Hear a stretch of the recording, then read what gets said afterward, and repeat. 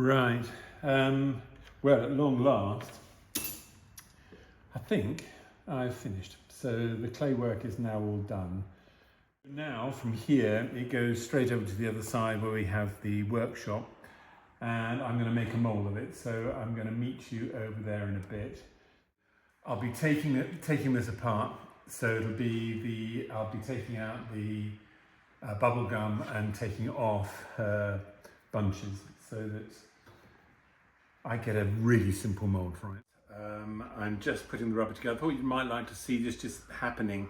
It's not really a lesson in rubber, it's just to see how another workshop functions really, just on a day-to-day basis. So I put 280 milliliters of rubber in here, and that is 10%, so I want 28. I just put it in a little cup to make it easier and neater to pour, and it gives me more control, that's all, and stops the pink stuff getting all over the place. So 20, and I just want a thin rubber on the first coat. That will do. Colour in it is just so that you can see that you've mixed it properly. If we were grown up, we'd have clear catalyst and a white rubber, but I quite like just the surety of knowing that you've mixed it properly. So there should be no red on the sides of the pot whatsoever. Yeah, we have a vacuum machine. And the vacuuming isn't strictly necessary, but I really like doing it because it gives us completely air bubble free rubber. So what's happening now is that the vacuum machine is sucking the air out of this chamber, and you can see the rubber beginning to go into what's called a cold boil. So it'll start to boil quite rapidly as the air is pulled out of the material itself. This is not a particularly brilliant rubber in terms of its lifetime. I'll probably get 15 casts out of that. The piece that I'm making at the moment, it's just an ordinary cure as opposed to platinum cured. So I'll leave it in there for a minute. The rubber is all vacuumed. I left it in the vacuum chamber until it stopped boiling rapidly, which is about a minute and a half. That's all that was needed.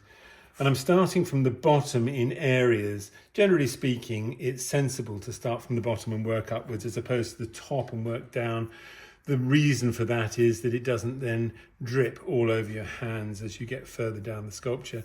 Now this is an overhang here, and it'll do exactly that. It'll drip all over me if I don't work my way upwards.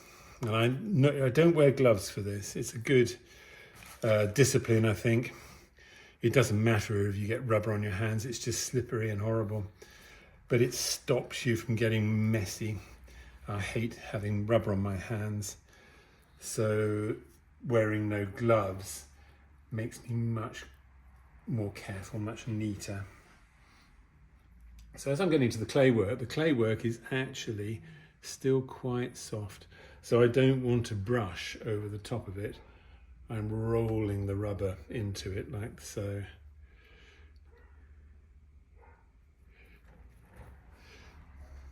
If I brush, I'll end up with brush strokes all over the place. The way that this is applied is what I call a controlled panic. You want to get it on as fast as humanly possible. So no hanging around, no daydreaming when you're doing it. It's very expensive, this rubber, and it's quite unpredictable. It depends on the temperature, it depends on the I don't know, moisture in the air. It can go off very fast sometimes, and other times it can take a whole day to go off. But I'm not willing to take any chances on it, so I'm just getting it on as quickly as I always do. So when it comes to the hands, I'm not actually applying the brush to the rubber, to the clay work at all. I'm just picking it up and then layering it on like so. Now I'm going to work my way up the back, and again I'm working my way up here because this will become a massive rubber waterfall and I don't want that all over me, so I'm getting into the areas here first so that it all stays, so that I stay nice and clean. I want all the details to come out in it.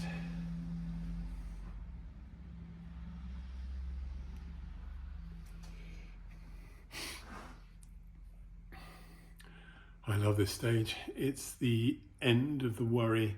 It's always at the back of my mind that I'll forget the clay work, which I do from time to time. One of the things about this job is that you're not concentrating on one thing. There's about 10, 15 jobs on the go at the same time. Not sculptural jobs, but jobs to do with business and making the day-to-day machinations of the workshop work efficiently. So there's a lot of things pulling on your time, which is interesting because it's you'd think that you just make a sculpture until it's finished, but the reality is I get maybe an hour or so a day where I can sit down and actually sculpt. So it is a relief to get it to a point where it's safe, and as soon as this rubber is on, it's safe, which is wonderful. So again, I'm rollering it on. You can see the drips coming down. We'll try and catch as much as that as possible, and I've kept a very clean workshop space underneath it so that with the rubber that does fall down, I can pick it up and reapply it, because you want the rubber on your sculpture. You don't want it anywhere else. You certainly don't want it on the floor or on your workbench.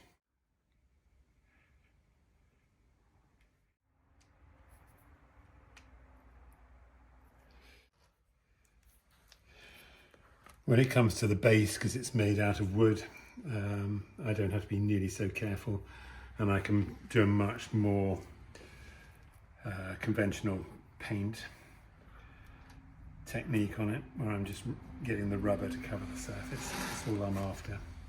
So I've had to mix up another 150 grams of rubber, and that will give me my first coat nicely. The base here, this clay wall, is a catchment pool, and that stops the rubber that's coming down from up above from just spreading out all over the place and getting lost. So that whole wall now needs to be covered in rubber, and once it's covered in rubber, it won't dry out and it won't split and break apart. So it's very important to make sure that every aspect of the clay wall is covered in rubber. Otherwise it dries out and pulls upwards and pulls your rubber away from the baseboard. It doesn't matter that much, but it makes for a scrappy mould, and to me the mould has to be really professional. It's got to be a work of art in its own right. After all, if this piece sells, it'll be off to the foundry, and I don't want any complaints from the foundry about bad mould making. So to me, all of this kind of thing is incredibly important. All the keys are covered. These little keys here are shaped like Rolos, if we remember what Rolos look like. And they form a kind of popper, so that the rubber will pop. Good. So the beauty of this is I can just lift it up, see underneath. The bunches have gone really hard, so I don't have to be quite so careful with those as I had to with the rest of the sculpture, because they're such small items. And it's this kind of thing that I worry about when I'm sculpting. It's making sure that these little bits of the sculpture don't dry out prematurely because they're so small.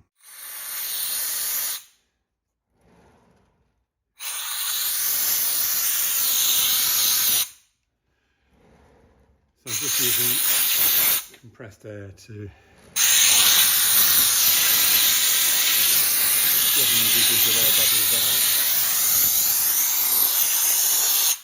This mould is so smooth that there aren't many places for air to get trapped. On this little bit here though, there is, so I want to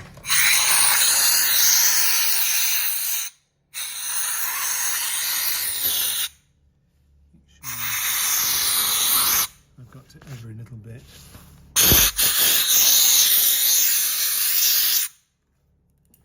That will do. And now immediately I want to clean all my equipment.